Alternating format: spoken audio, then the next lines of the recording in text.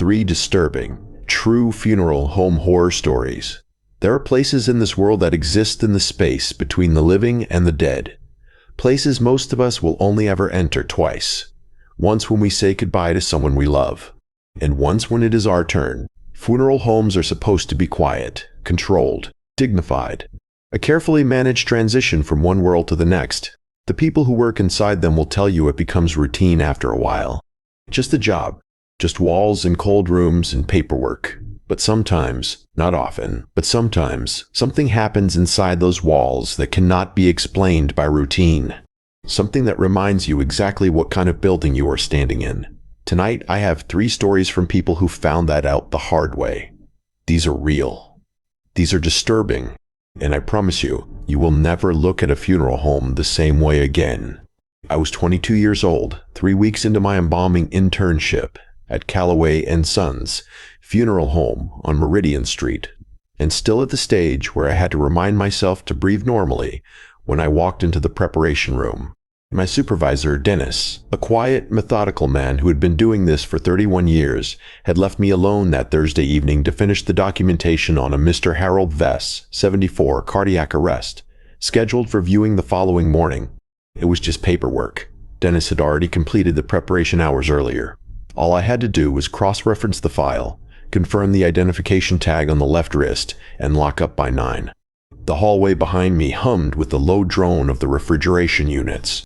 The overhead light above the steel table buzzed faintly, and Mr. Harold Vess lay completely still beneath a white sheet, exactly the way he was supposed to. I checked the identification tag first. A small white laminated card zip-tied to the left wrist, standard protocol. Harold Vess, DOB 03-14/1949. Case number 2247. Everything matched the file in my hands.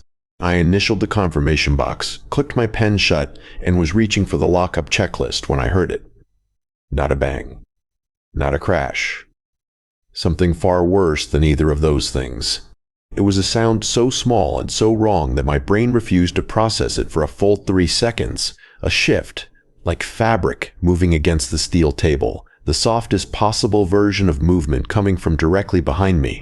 I turned slowly, the way you turn when some deep animal part of your brain already knows what it has seen and is simply waiting for your eyes to confirm it. The white sheet covering Harold Vess was no longer lying flat.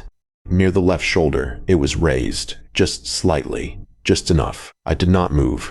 I want to be clear about that because, looking back, I am still not entirely sure what held me in place, whether it was training, instinct, or simply the complete failure of my legs to receive any instruction from my brain. I stood there gripping the clipboard so hard the metal clip bit into my palm, and I watched the sheet. 12 seconds passed. I counted them. Nothing moved again. I told myself it was the ventilation system. The refrigeration units pushed cold air through ceiling vents directly above the preparation tables, and I had seen sheets shift before from the draft. That was a reasonable explanation. That was a completely reasonable explanation, and I repeated it to myself twice as I took one step closer to the table. Then the smell hit me. Not the chemical smell of formaldehyde that permanently lived in the walls of that room. Something underneath it. Something organic and warm that had absolutely no business existing in a room kept at 58 degrees Fahrenheit. I reached out and pulled back the sheet from the face of Harold Vess. His color was wrong. Not the pale gray of a body hours into preparation.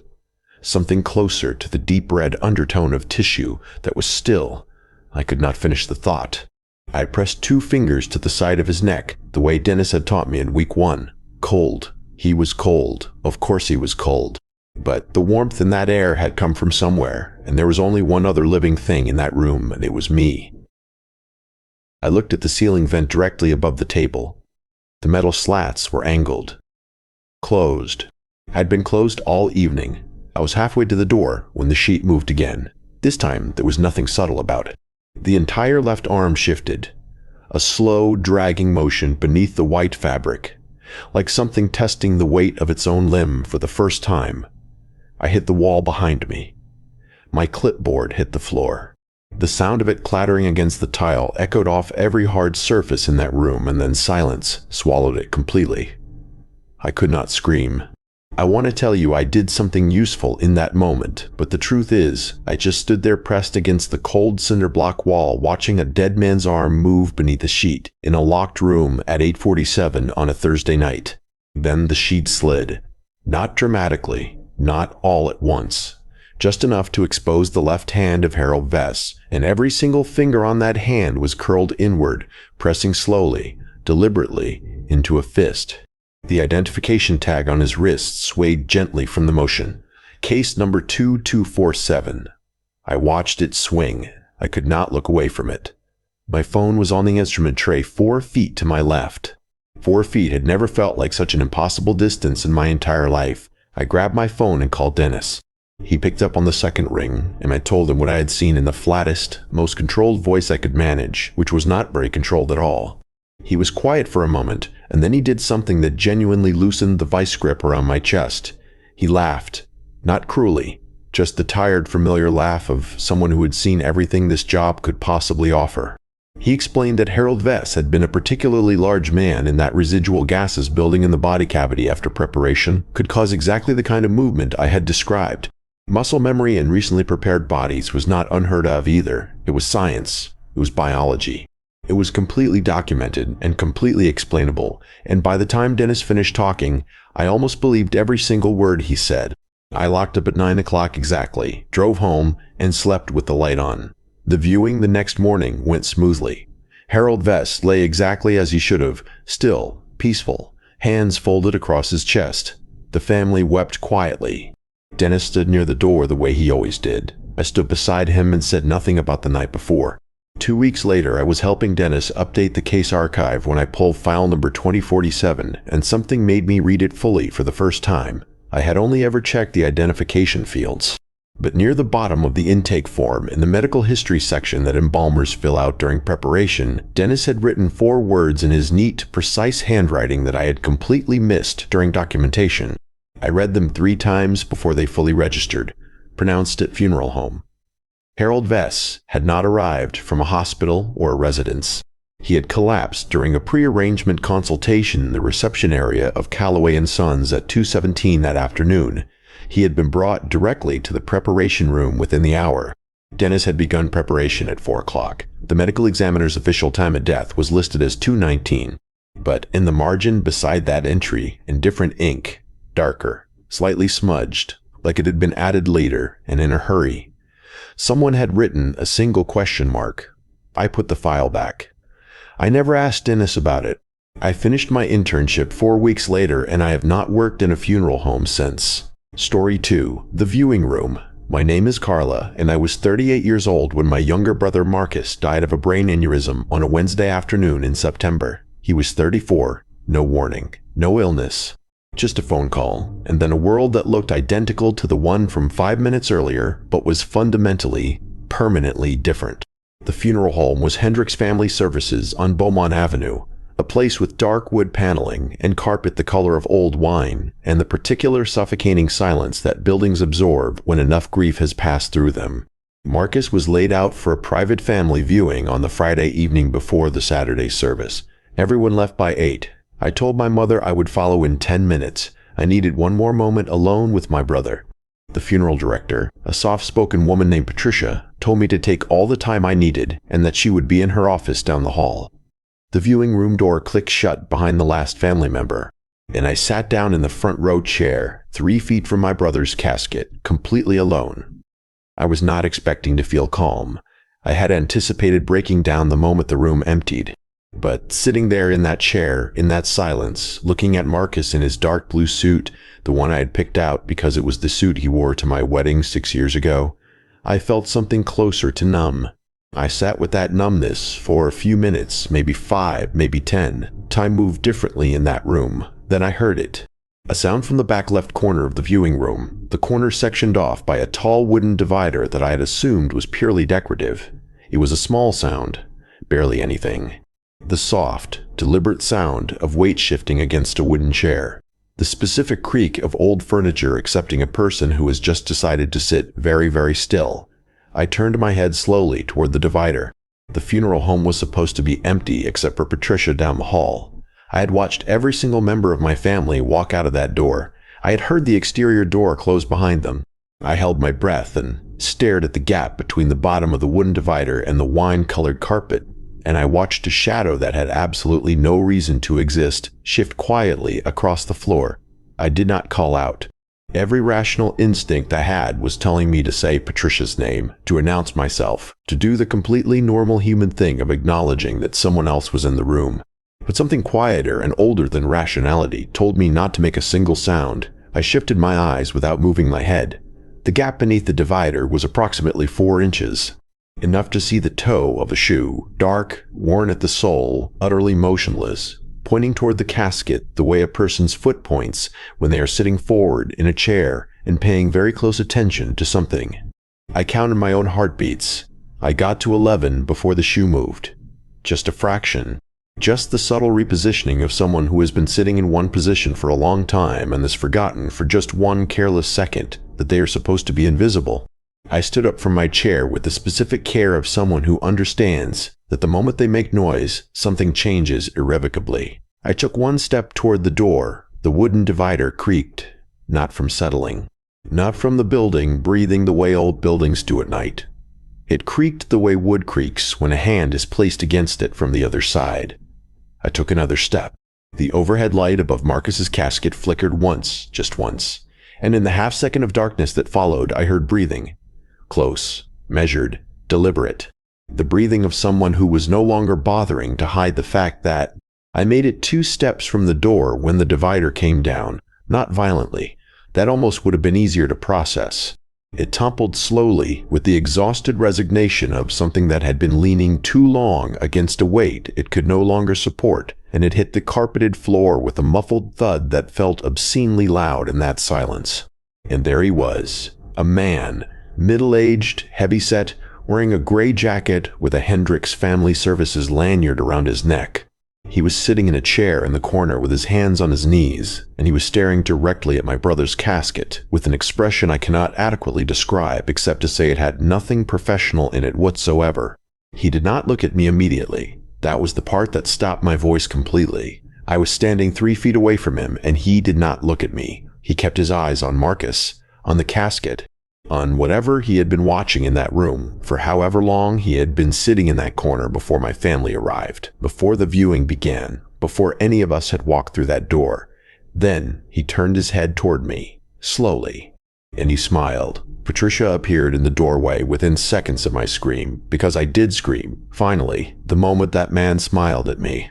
She took one look at the situation, and her professional composure cracked just enough for me to see genuine alarm cross her face before she collected herself. She addressed the man by name.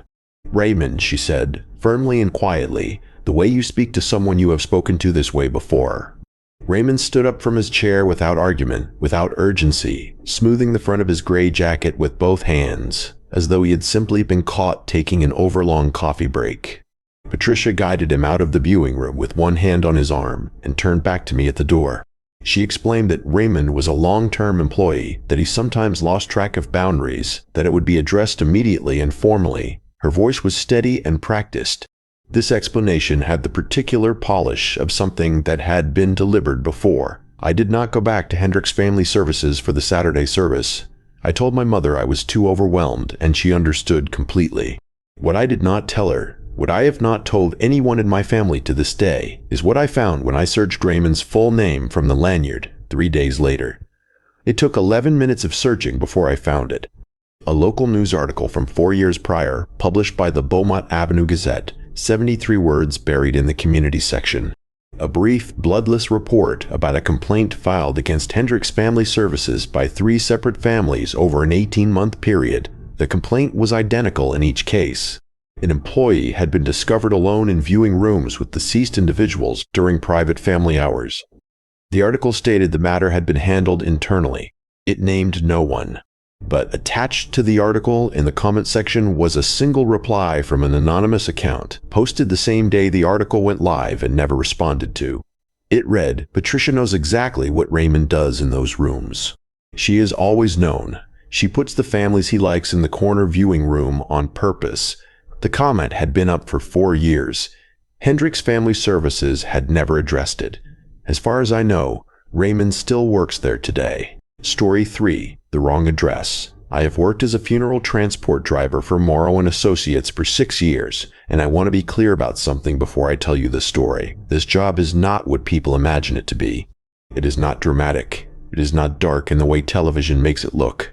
It is early mornings and paperwork and a company van that smells permanently of industrial cleaner and pine air freshener and the specific tedium of navigating loading docks at hospitals that were designed by people who have never actually used a loading dock. My name is Joel. I am 31 years old. I have transported somewhere in the range of 800 deceased individuals over 6 years, and in that time exactly 2 things have genuinely disturbed me. I am only going to tell you about one of them tonight.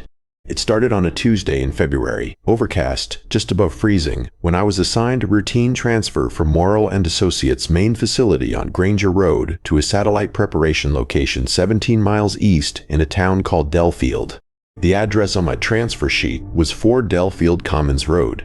I had been to the satellite location twice before, a converted Victorian building set back from the road with a gravel driveway and a rusted iron gate that was always propped open during business hours.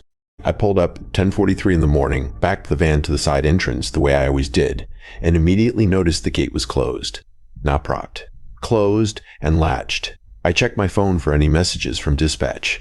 Nothing. I tried calling the satellite location's direct line. It rang 11 times before I gave up. I figured there had been a scheduling miscommunication. It happened occasionally, so I climbed out of the van to check the entrance on foot. The gravel crunched under my boots as I approached the side door. I tried the handle. Unlocked. I pushed it open 6 inches and stopped.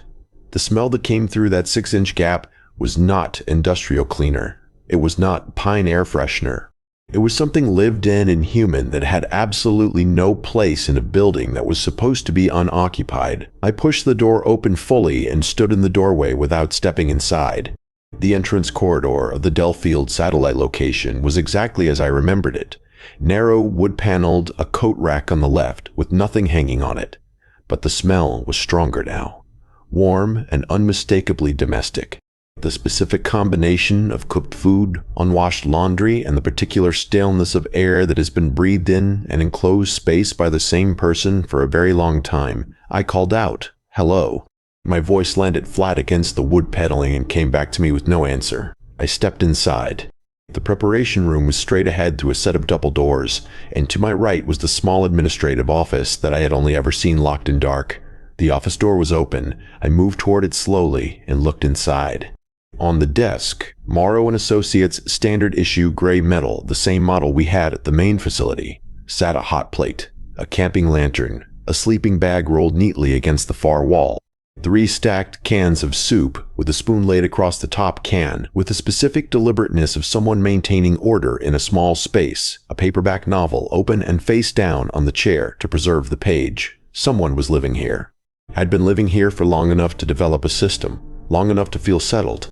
I backed out of the office and turned toward the double doors of the preparation room.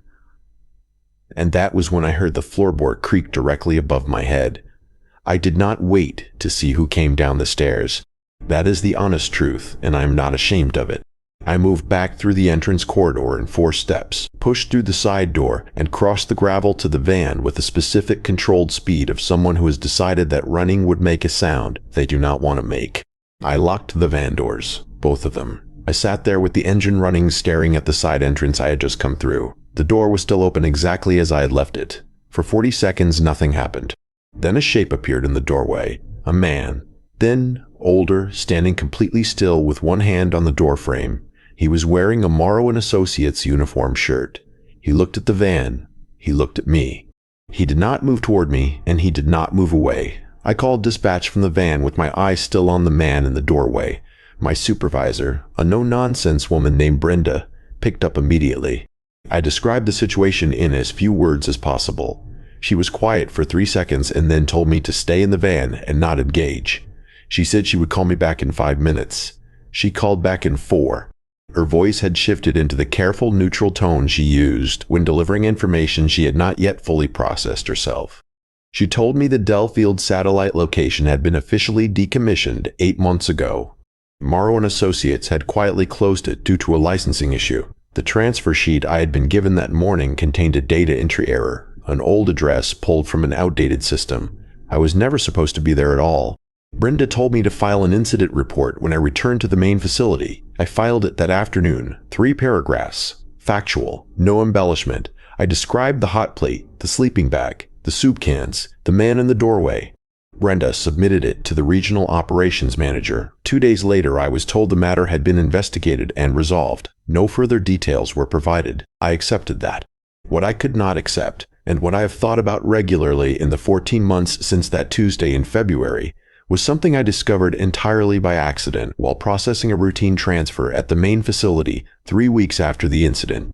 I was cross-referencing old case files for an audit when I pulled the decommissioned records for the Delfield location. Buried in the administrative closure documents was a facilities inspection report dated 6 months before I arrived at that address. The inspector had noted signs of occupation on the upper floor. Recommended follow-up. The recommendation had been signed off and marked resolved by the same regional operations manager who had handled my incident report. I checked the signature date. It was the same day my report was filed. The same day. Morrow Associates knew someone was living in that building months before I walked through that door. They sent me there anyway. What they have never explained, what no one has ever explained, is whose uniform that man was wearing. There is something about funeral homes that stays with you long after you leave. Not the smell, though, that stays too. Not the silence, though, that follows you home in ways you do not expect. It is the feeling of standing in a place that exists entirely at the boundary of what we understand, a building full of people doing an ordinary job in the most extraordinary circumstances imaginable. The 3 people who shared these stories did not go looking for what they found. They were just doing their jobs, grieving their people, making a routine delivery on a Tuesday morning in February, and yet something found them anyway. Something that reminded all of us, that the line between the controlled and the uncontrollable is thinner than we prefer to believe, especially inside those walls. If you have ever worked in a funeral home or experienced something you cannot explain in a place like this, I want to hear it. Drop your story in the comments below. I read every single one.